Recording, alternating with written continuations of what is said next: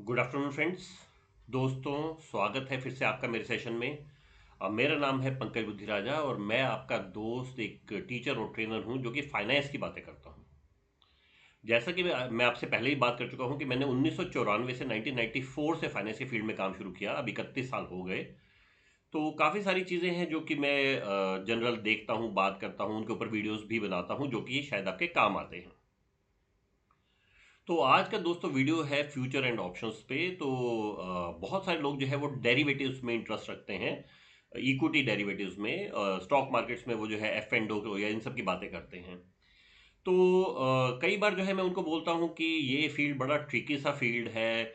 आप ध्यान रखिए, नहीं तो पैसा नष्ट करने का बिल्कुल एक ज़बरदस्त तरीका है, ये बहुत जल्दी पैसा बर्बाद होता है। सेबी भी वार्न करती रहती है लोगों को कि आप ध्यान दीजिए, इसमें 90% से ज़्यादा लोग जो है लॉस उठाते हैं। फिर भी लोग जो है इसमें आते हैं। एक जो है मुझे बड़ी अजीब चीज़ लगती है कि अगर आप किसी फील्ड में इन्वेस्ट कर रहे हैं तो आप जो है उसमें नॉलेज क्यों नहीं रखते। तो सिर्फ ये सोशल मीडिया पे आपने देखा कि वो आजकल बड़े अजीब अजीब तरह के वीडियो आते हैं, मुझे 5,000 दो, मैं महीने में 50,000 कर दूंगा। तो लोग जो है नीचे लिखते हैं यस आई एम इंटरेस्टेड। तो मेरी समझ से वो बाहर है।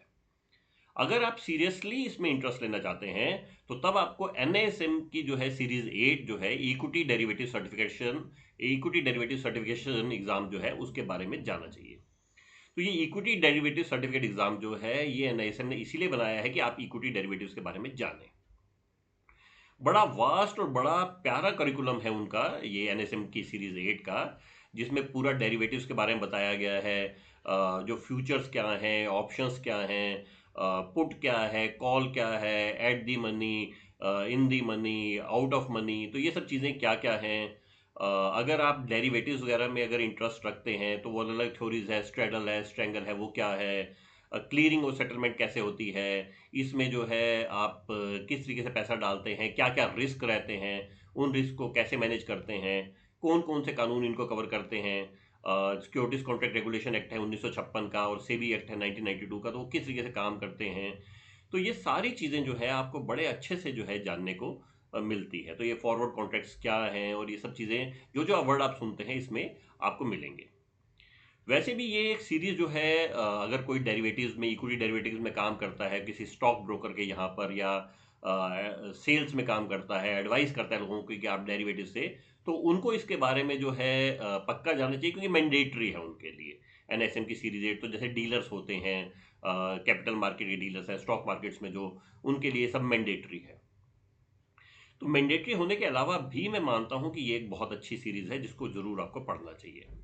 इसका स्टडी मटेरियल बहुत शानदार है जो एनएसएम ने बनाया हुआ है। जब आप रजिस्टर करते हैं और 1,500 रुपये की फीस देते हैं तो उसके साथ ये वाला स्टडी मटेरियल जो है ये आपको फ्री ऑफ कॉस्ट मिलता है। आप डाउनलोड कर सकते हैं। बुक बहुत अच्छी है, बुक पढ़िएगा। बहुत शानदार तरीके से उन्होंने ये सारे कॉन्सेप्ट जो भी हमने बात किया ये उन्होंने एक्सप्लेन किए हैं। इसके बाद यदि आप इनका एग्ज़ाम देते हैं तो वो एग्ज़ाम जो है वो 100 नंबर का रहता है और उसमें 100 क्वेश्चन होते हैं।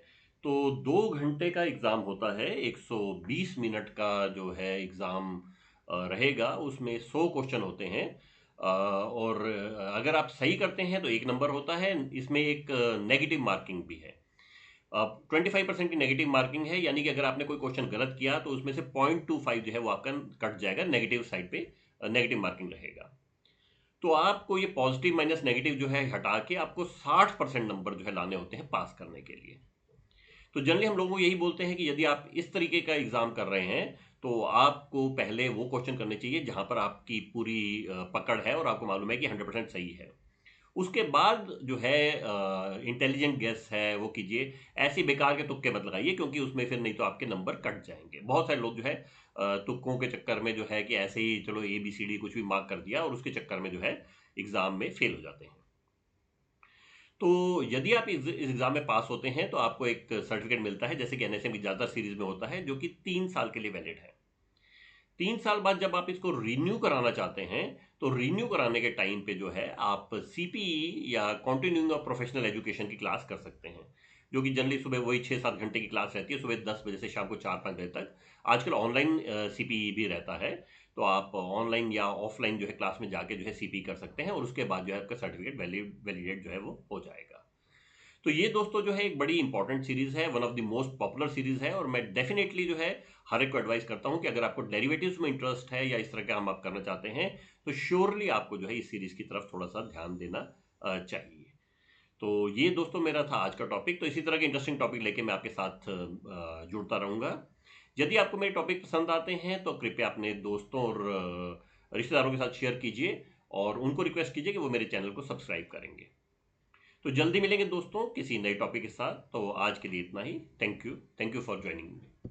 Thank you friends.